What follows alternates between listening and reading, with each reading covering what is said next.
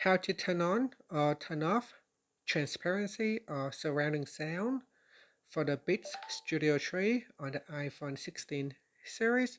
First, let's return back to the home screen by swiping up at the bottom of the screen. Now from the home screen, tap on Settings. Then in the Settings page, we scroll down and tap on Bluetooth. In My Devices section, tap on the information button right next to the name of your Beats Studio headphone. Next, if you want to set the noise control to transparency, you select that. Otherwise, you can choose off or noise cancellation.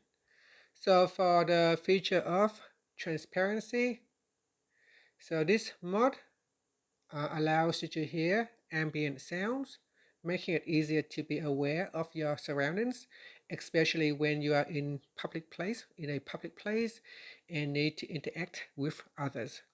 And that's it. Finally, you can swipe up to return back to the home screen. Thank you for watching this video. Please like and subscribe to my channel for more videos.